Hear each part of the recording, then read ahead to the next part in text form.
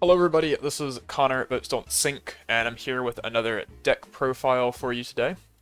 It's been about a week since Tokyo Revengers released, so I'm going to be talking about the 12 standby deck. I think this is one of the most anticipated decks from the set. Maybe off of the back of, in Japan, sets like Quintessential Quintuplets 2 was one of the first decks that really had the 12 trigger option. We talked about the 12 choice Danmachi deck not too long ago, where one of our characters can gain choice trigger. And obviously, standby is considered one of the strongest triggers, if not the strongest trigger in the game. So it's very exciting for a character to be able to gain standby. So a lot of people really focus in on this deck, since especially standby climaxes are, significantly stronger when you trigger them compared to a lot of other things, rather than just being a 1k1 or whatever.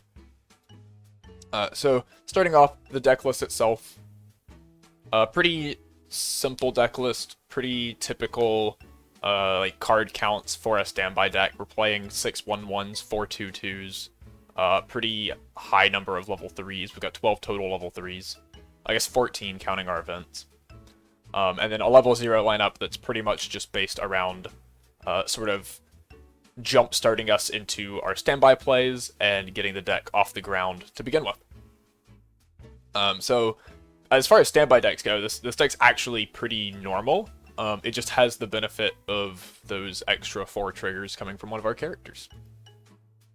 So looking at the Climax combos themselves, both of our standbys do have Climax combos. We're not playing any empty triggers.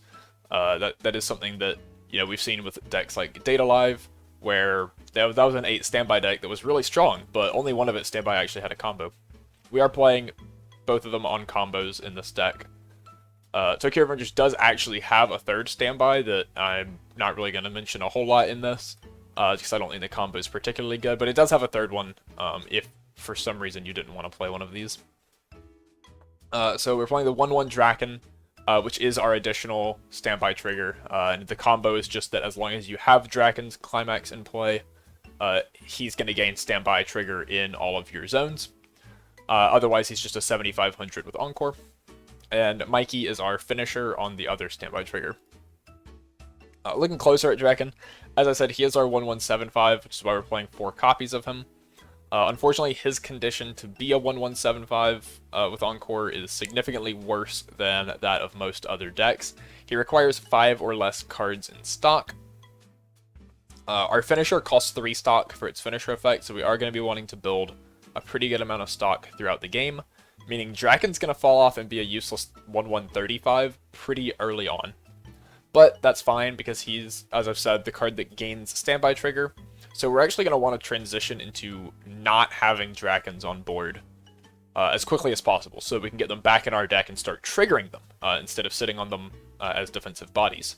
Which, that's a little different from most standby decks. A lot of them, your 1175, especially if you're playing like backups and assists in the back, can actually maintain a relevant power line even into like level 2 and maybe level 3.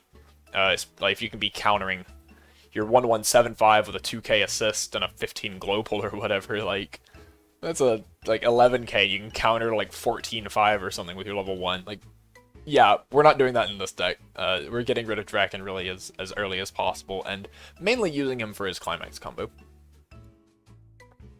Our other one is the Mikey level 3. On play, it heals, so pretty good on play effect, especially for a standby deck. And his Climax combo is his only other effect. It's end of attack. If the standby is in play, you can pay 3, discard 1, and then reveal a copy of himself from your hand in order to look at the top 3 cards of your opponent's deck, choose up to 3 characters with X or lower total power, put them into their clock in any order, and put the rest into the waiting room. X is equal to the power of this card. So this is up to 3 damage. It can't be, like, people look at this as it can't be cancelled, but you can't hit climaxes with it anyway. So it basically is like a 1/1/1 that can be cancelled, and events also cancel. This is actually really bad against Danmachi, because you can only put characters into clock and they play so many events. So that is one downside of this. Otherwise, you're just grabbing total power. So if this Mikey, say you've got him at 13,500 or something, then you can grab, say like an 8,000, a 5,000, and a 500, and that's 13,500. But if you grabbed an 8,000 and a 5,000, you wouldn't be able to grab a 1,000 power character in that case, because that's too high. So you get to send 2 to clock, and the third one just goes to waiting room. This is a lot of damage output. You can probably realistically resolve 2 of these most games. And that is a good amount of damage output on top of your actual attacks. So I think this is a powerful finisher. I think it's definitely something worth fearing and looking at. So yeah, and it's on a standby. It fits in with the rest of the deck, so it's definitely something that we are going to get a lot of use out of. Really strong card. Now, looking at our actual standby targets, that's obviously an important part of a standby deck. As I said, we do have the 1/1 Draken. He's our 75. This is pretty much just going to be our standby target at level 0. If we can like discard it early, we can standby it out. But as I said earlier, we're trying to get these off the board and back into our deck as quickly as possible, really, once we hit level 1. For that reason, we are playing another 1/1 in addition. The Takemichi 1/1 is a 1/145. If the character facing him is cost 0 or lower, he gets +1 level and plus 3,500 power, making him a level 2 8k. This is actually really good against basically any 1k1 deck. Obviously, like standby decks are going to be able to answer this with their own 1/1s, and decks like Danmachi are going to be able to get big enough to scale over, but a lot of decks just can't scale this. If they're playing like 1-0 reverse combos or whatever that are getting up to 7k, 7.5, they're not going to be able to reach this. Decks like Kaguya-sama, post-restriction, might not be able to get enough power for their 1-0 combo to get over this, etc. So in some matchups, just sitting on these as like 1/1 8k level 2s might be really good. Even against decks like Love Live Sunshine, which sort of pride themselves on being able to use their 1-0 combo to bomb 1/1s and get the reverse and still salvage. They can't do that because you get +1 level, so they can't even reverse you with their level 1 combo. The other effect on this card is when your other character is frontal attacked, you can put this card into your waiting room to give that character plus 2,500 power. So another just really good effect. Once our 1/1 8k sort of outlives his use, either once the opponent starts playing level 2s that have cost or early plays, or if they're just a standby deck with 1/1s, we can just sack him off board in order to pump our characters that we do want to keep around. So this is effectively a counter at that point. And if we trigger a standby, we can standby more of them back out to keep sort of looping a counter effect, which I think is really good in this deck. Some standby decks want to just sit on their board as often as possible. In this deck, we do actually have a fair number of cards that we can play from hand that aren't bad to play from hand. So sacking here and being able to having to replay something isn't really a huge downside once we hit level 2. So he is reasonable to standby back out just for the purpose of sacking as a counter. At level, once we hit level 1, our level 2 standby target that we're primarily focusing on is 4th Division Captain Smiley. This is the only level 2 we're playing in this build. We're playing 4 copies. I'm really torn on this card, actually. In a lot of decks, I don't like this profile, but it is one of their only 2/2s, and probably their best 2/2, regardless of whether you like the profile or not. It's 2/2 6,000. If you have 2 or more other revenge characters, it gets plus 3,000, so he's only going to be 9,000 power on his own. When he attacks, you can pay 1 to trigger check 2 times, and he has Encore. So Encore is huge on our 2/2. It means that even if they're not big, which in Smiley's case, he's not particularly big, we can just keep Encoring him and attacking with him again, which doesn't give us the plus to board, but it lets us keep our 2-soul beater around. And he has Twin Drive, which is going to help us trigger standbys really fast, and hopefully, as soon as we get Smiley on the board, we can Twin Drive, we can hit more standbys, get a lot of level 2s and 3s on the board, and sort of just build a wall fast, and then sit on that for the rest of the game. While Smiley might not be big, the things that he can Twin Drive into more standbys to bring out are big, and that's going to help us. We're playing 4 just because we do really want access to these as early as possible. And like I said, there's not really other good level 2s, but you can cut down to 3 with some of the tech options that I will present later.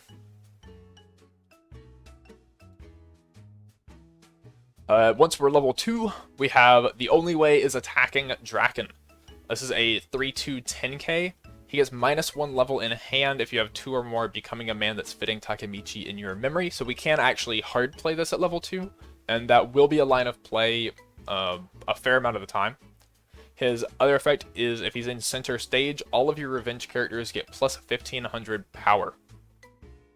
So we do, I mean, a lot of times I think a play is just hard playing one of these and then standbying into a second one. And then you have plus 3000 to your whole board, which is really good. The early play condition is pretty easy to meet. The level 0 goes to memory for no cost. It's just when it gets reversed, it goes to memory. And it's our level 1 oversize. So it's a plussing 0. We're playing 4 copies of it. The early play condition on this should be pretty easy to meet in almost every game. And then obviously this is just the thing we want to be standbying out for a lot of power. Our other standby target that gives us power, and what we'll be playing off of a standby from hand, is no matter how many times I fail Takemichi, it's 3/2 8k. It's an assist. All of your revenge characters in front of it get plus 2000 power and the following ability. When this card is frontal attacked, pay 1, discard a revenge character. This card cannot become reverse until end of turn. This effectively makes every revenge character in our hand almost a counter. We're not going to be able to reverse our opponent's character with it, but everything essentially gets like pay 1, discard 1 encore, which isn't terrible. It's fine. And on play, look at top 3, put them back in any order, choose one of our opponent's characters and return it to their hand. So if we do need a sort of bounce tech for anything to get around, say, rest counters or anti-damage counters, we actually have this option just built into a card we're playing anyway. So as soon as we hit level 2, we're going to want to get one of these on board from a standby from hand if possible. And this means that, like, with this 2000 and like 2 Drakens, like, you're just putting plus 5k into a lot of your board, which is actually a really big power line, and can honestly make Smiley himself really big, but also just makes up for Smiley's low base power once you sort of start establishing. That's it for standby targets. Once we move into really level 1, everything is just standby game plan. So the rest of our deck is level 0s that are there to support our deck, support our strategy, and jumpstart us into getting those standby targets on board consistently. First up, we have Special Person Emma. This is a Brainstorm 00500. When you play a Climax, you choose one of your characters and it gains the following ability. On attack, look at top 2, choose 1, put it back on top, and put the rest into your waiting room. Obviously, this just helps us trigger more standbys. It can also help us keep clean stock, especially once we've established sort of a really strong board and don't need any more standbys. We can just use this effect to make sure we get clean stock instead of triggering standbys that we don't want. It's also a Brainstorm, as I said. Pay 1, rest this, flip over 4 cards from the top of your deck, put them in waiting room. For each Climax you reveal, you look at up to 3 cards from the top of your deck, choose 1, put it in your hand, and put the rest into your waiting room. So this is not selective card advantage, but it gives us deck speed, which is something the rest of the deck is mostly lacking in. So this is going to let us get through our deck quicker. If we hit 1 on Brainstorm, we're milling 7. If we hit 2, we're milling 10. So it's going to help us get out of bad deck states, especially if we hit Climaxes on our Brainstorm. We don't want to be stuck in a spot where it's like, oh, we hit 2 and now we just don't have any to cancel with. This is going to let us fix that. It's also one of our only ways to grab our level 3 event card that we'll talk about, since it can grab any card. It can also grab standby Climaxes. And since in this build we're not playing backups, there's not actually a whole lot that we really need the selectivity for, I don't think. Playing 1 copy of Festival, Draken and Mikey. This is just a Climax swapper. It also has the like anti-memory effect. I don't think that effect is particularly relevant. Once Sayakano comes out in October, it might be, but you know, we're playing this because it's a Climax swapper. Our level 3 combo is relatively important for the game plan, so in the case that we draw the wrong Climax for level 3, we want this to be able to fix it. Next we have I'll Protect You, Hinata. This is a Riki. It's clock costed plus pay 1 clock 1 search your deck for a level 1 or lower character. I'm not usually really a fan of these effects in standby decks that just play 1/1s, because I think adding a 1/1 to your hand just isn't really the most efficient thing you can be doing a lot of times, since you have to pay more stock to put it into play. However, we can use this to, say, search our Brainstorm, search our level 0 that bounces back on Climax play, anything like that we can still search as a +1. Clock effects are important in standby decks because they allow you to accelerate to the next level. So say we're at 0.5, right? We can clock return to 0.6, play this, clock ourselves to level 1, and all of a sudden we hit that huge power spike that's going to let us get level 2s in play as fast as possible. And standby decks really benefit from being able to deal that 1 extra damage to jump ahead by an entire level in terms of power. The second effect on this card is actually also very important, and the reason that we're playing 3 copies of this instead of fewer, since the set does have other self-clock options. On play from hand, you can return 2 characters from your waiting room to your deck and shuffle your deck. If you do, this gains 2,000 power until end of turn. That's going to allow us to shuffle our 1/1 Drakons back into our deck, which, especially if we can get down to a small deck size, which our Brainstorm can help with, means that we can play the Drakon standby and trigger Drakons to get our standby effect, and not have to worry about getting Climaxes stuck in stock right before refresh, which is really powerful overall. One of the main things with this deck that's going to help us get a board a lot faster than other standby decks. So we like the Hinata for that reason as well. Playing 1 copy of Let's Split Halves, Baji and Shifuyu. This is sort of the typical profile when you play a Climax, bounce this back to hand. This one gives +1 soul, and it's also on play from hand, you can give 1,000 power, which is going to help us, you know, win lanes on offense, and then pump additional soul to make up for not having global soul on our Climax, obviously. We're only playing 1 because once we start establishing back row, we're not going to keep replaying this. We do have some good back row cards in this deck. And we can search it off of our Riki, since, as I said, searching 1/1s sometimes just isn't the most efficient option. Though, in the matchups where you're playing against like 1-0 decks that are like 5k, 6k on reverse combos, yeah, Riki for your 1/1 like 8k that they're not going to be able to reverse, do that. But any other time, this is a decent target for searching as well. Playing 4 copies of Becoming a Man That's Fitting, Takemichi. If you have 1 or less other characters, this gets a level and 2,500 power. Meaning this is 4,000 and can't be bombed, which is great because bombs are really good right now. And I think people should be playing more bombs right now. So this has immunity from them if they are. It's also, when this becomes reversed in battle, if your memory has 2 or less cards, you can put this into your memory. Getting 2 copies in memory is our early play condition for the level 3 Drakon. So we're going to want to try to get at least 2 in memory. One of them, hopefully, will be our like turn 1 play at level 0. The other one, I think this effect actually synergizes really well with standby as a whole, because we can play this like at level 1, and then crash with it, send it to memory, and trigger a standby to refill that empty slot. So I think going to memory isn't really much of a downside for this, or needing to like play these later into the game at like at level 1 isn't really too much of a detriment, since we have standby to easily refill those stage positions. Next we have Bloody Halloween, Kazutora, and Mikey. This is a 0/0 on play, reveal top, put it in hand if it's an event or revenge character. So this is actually another way we can get our event, if you can manage to top check into it off of this. And then discard a card. And second effect is on play, if you have 2 or more other revenge characters, you can draw 1 and then discard 1. This is pretty similar to cards like Toka and James Ironwood that we see in other standby decks. I think this is a bit worse just because playing this like turn 1, we're not going to be able to do the draw ditch most likely. And if we hit a Climax on our top check, then we just don't have a way to discard. But these are here mostly so that if you draw 1/1s like off of your mulligan or off your clock to draw, you have a way to discard them and then standby them out on the first turn of the game. So that's mainly why we're playing this card. It's also just hand filter later in the game. And again, since we have so many ways to trigger standby in this deck, playing it and attacking with it isn't the worst thing in the world. You're not killing your opponent's character, but you have an easy way to replace it with something better on board. And the last level 0 we're playing is 7th Elementary Mikey. This is a 0/0 1500. On play, it gains 1,000 times the number of characters your opponent has.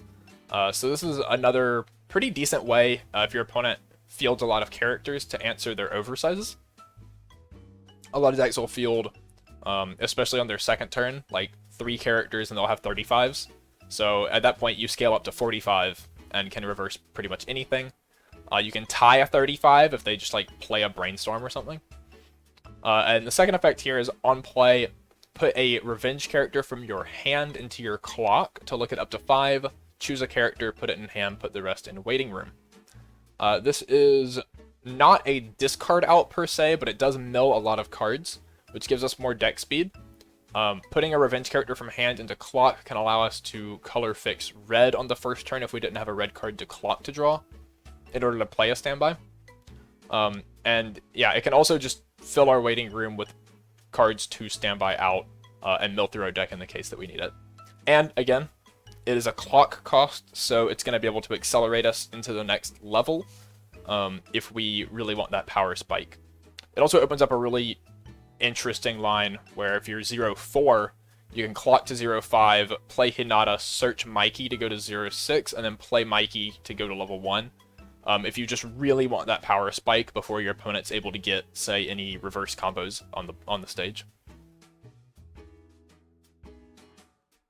Next, we have a waifu in this deck of pretty much all guys.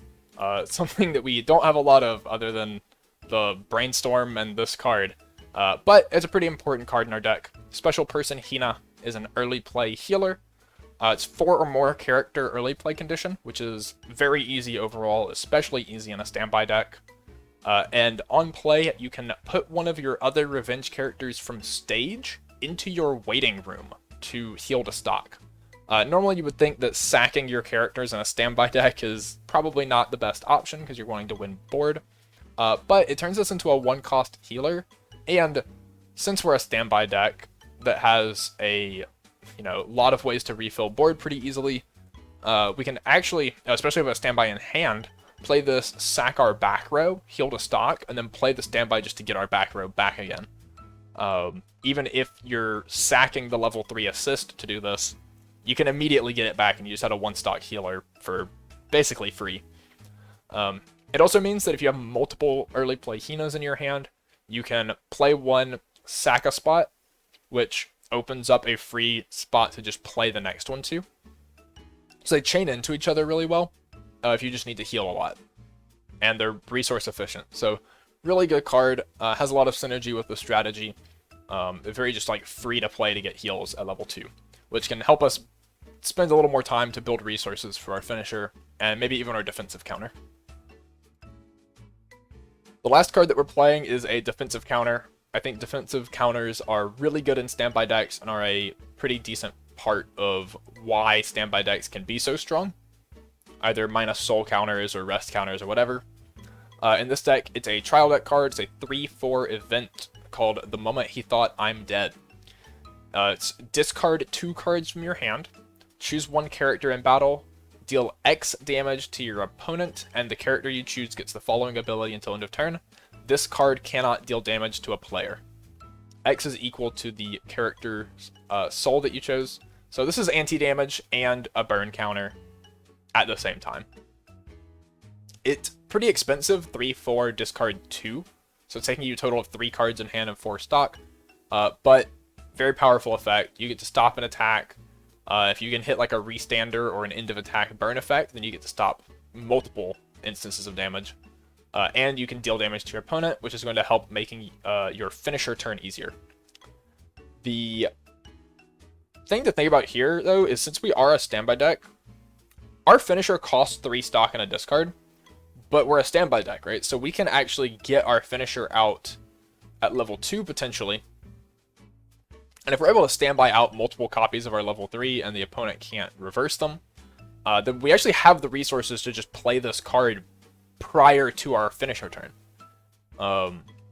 Since, you know, we only need, if you already have 2 Mikeys on board, you only need 3 stock to do the 2 Mikey effects. 3 stock starting your attack phase, since you'll trigger 3 times for the other 3 stock. So this is actually a card that's realistic to play prior to our finishing turn if we're able to standby out Mikeys first.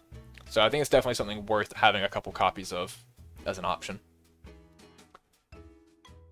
Now, the other options that we're playing in the other options that we're not playing in the deck that you could if you want. First up is the older brother figure Mitsuya. This is another brainstorm option if you want selectivity on your brainstorm. It's just a salvage brainstorm. This is good if you want to play counters.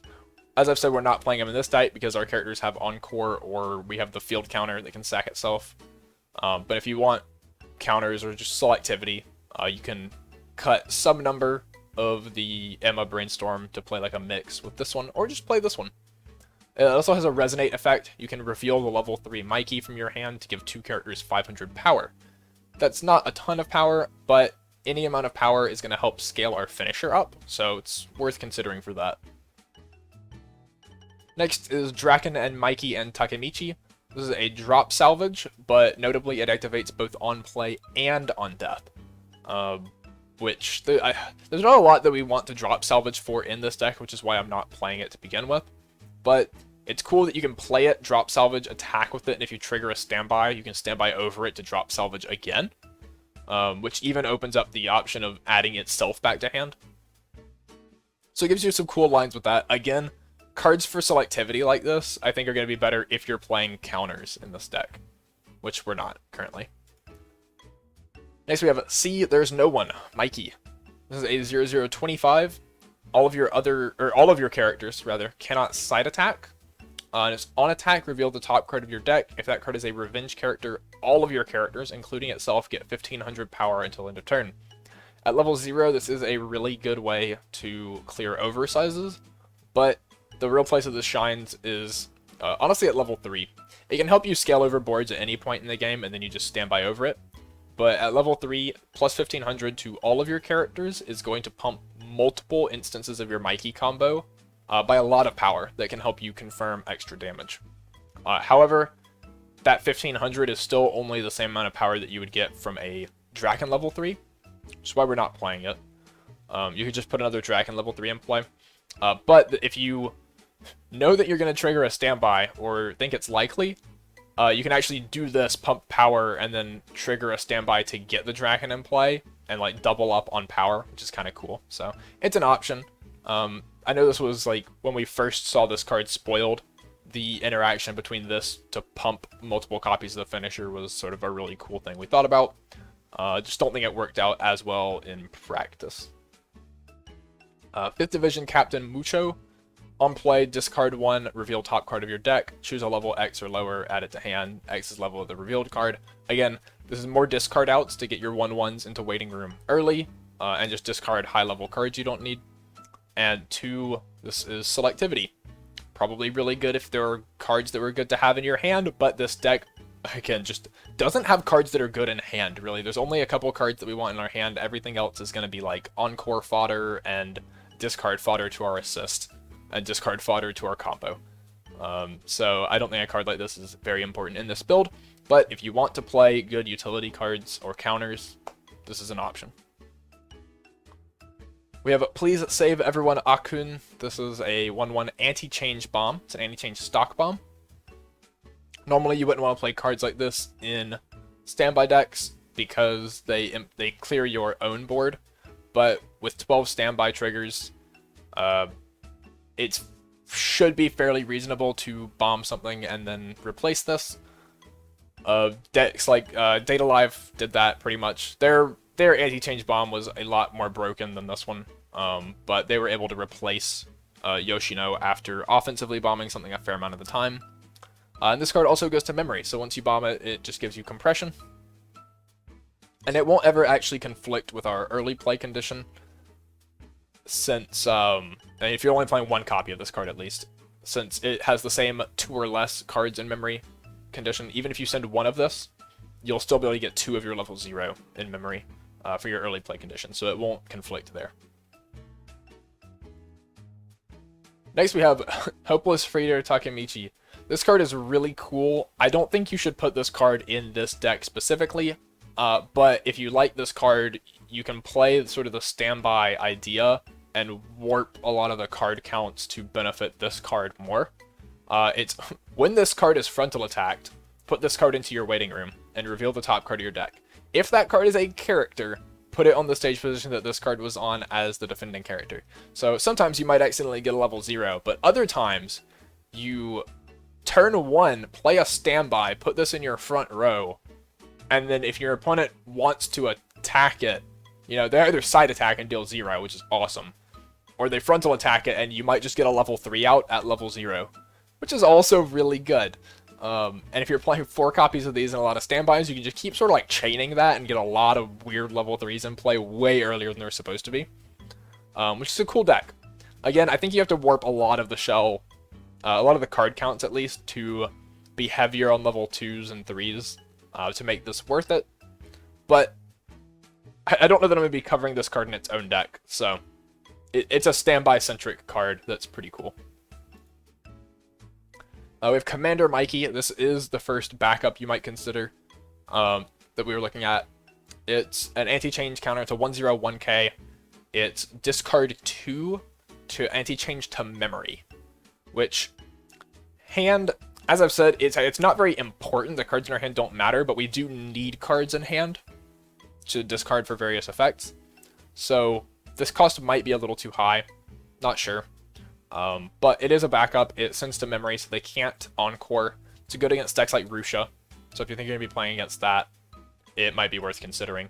It is, I believe, also the only anti-change backup in the set. Mana Shuttle and Mystery Kisaki. This is a card profile that people sometimes like in standby decks. I know Ruby, people have played it in 8 standby Ruby. It's on attack. You can sack one of your other characters to reveal the top card of your deck, and if it's a revenge character, put it into your hand. If it's not a revenge character, that means it's probably a standby, which means you get to just standby into the spot that you sacked. So you don't really ever lose anything. And sometimes you sack a character, get to draw a card, and then also standby into the spot that you sacked, which is just really good. It's efficient. It keeps your hand big in standby decks. And this guy is, when your other character attacks, he gains 1,000 power. This profile is never going to be attacking first, so he's always at least 55, which is vanilla power, which is bigger than most of these usually end up being. So I think this card's actually kind of cool. I'm just not a fan of using these in the standby strategies typically.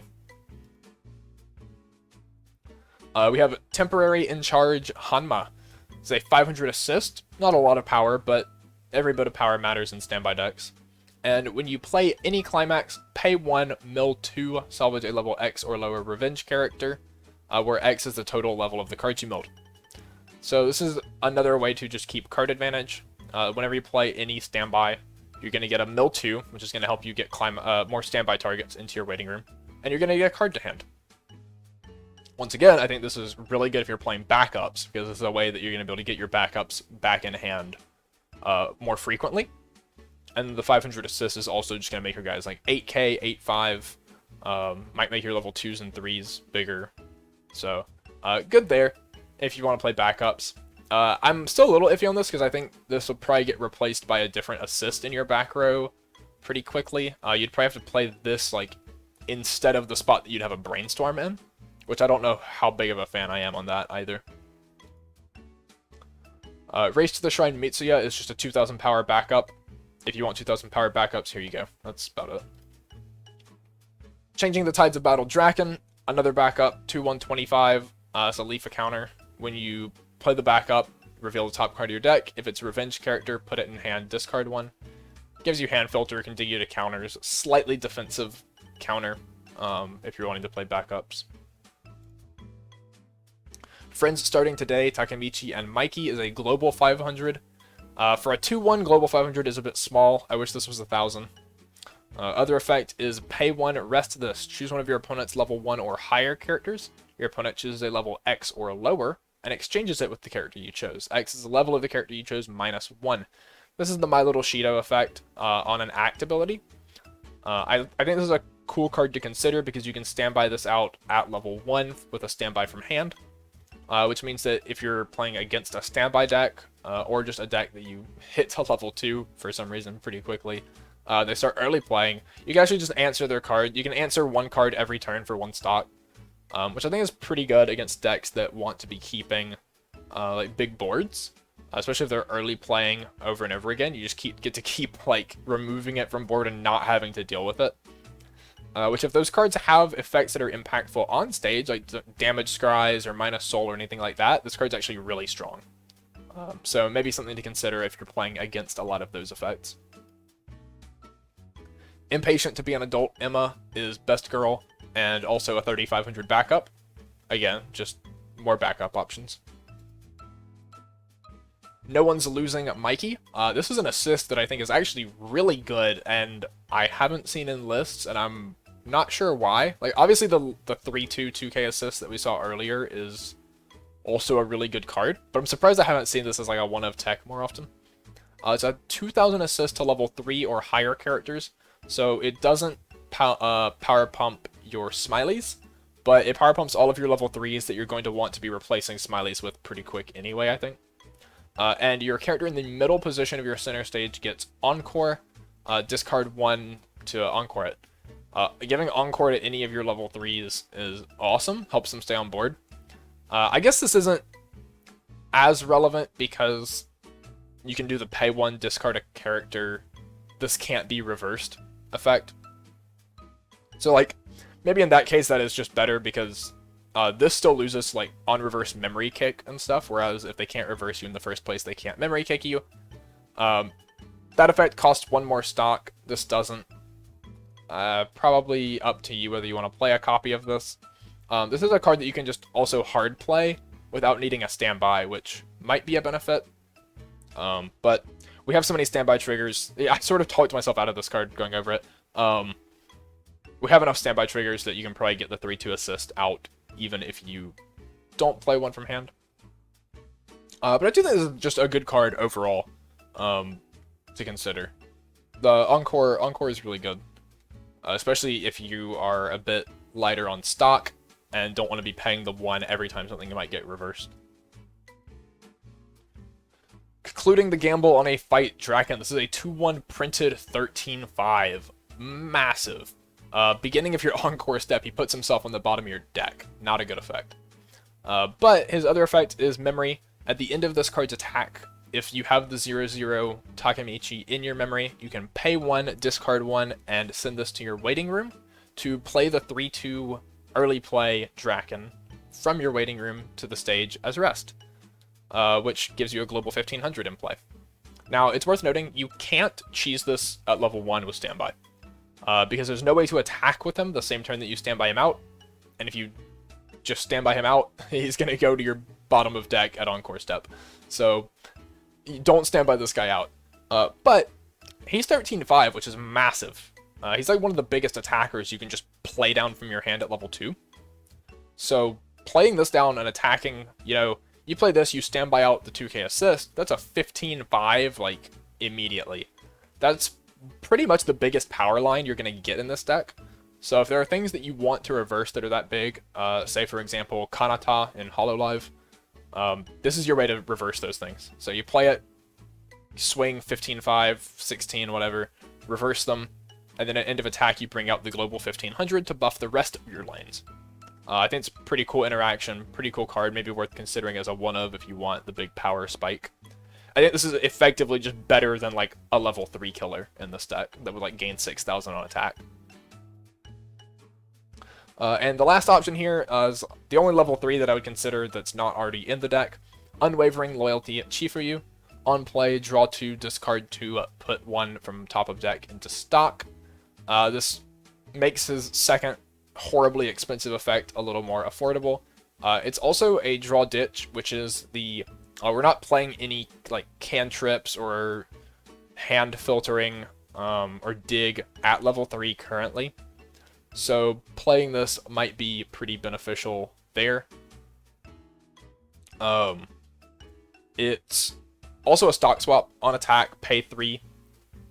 If you do, your opponent puts all their stock into waiting room, puts the same number of cards from the top of their deck into their stock. On attack, pay 3 is really expensive. That's 5 stock total. If you stand by this guy out, it's a little cheaper. And it's only 4 really because you're blind stocking off of his on-play effect. But still a lot. I don't think it's worth it for the stock swap. I think if you want dig, you might be better off playing a different card that like checks top X or something. And just not having the stock swap. There are some matchups where it's really good, but it's really expensive, and I don't think it's worth the cost in this deck. So, in conclusion, we have the final deck list. I've stuck with a more simple version, but I've given you a lot of alternatives that you can put in to swap out some cards here and there, and maybe change up the strategy more to your liking. But this is where I am on it. I think this deck is really cool. I think it's one of the stronger standby decks to be playing right now, especially before Quintuplets 2 comes out. So, hoping to see this deck do some pretty cool work in BRO. I'm really excited about Tokyo Revengers as a whole. I think this is a really cool deck. Thank you for watching. You can find me at BoatsDon'tSink on Twitter, where I post things about cards.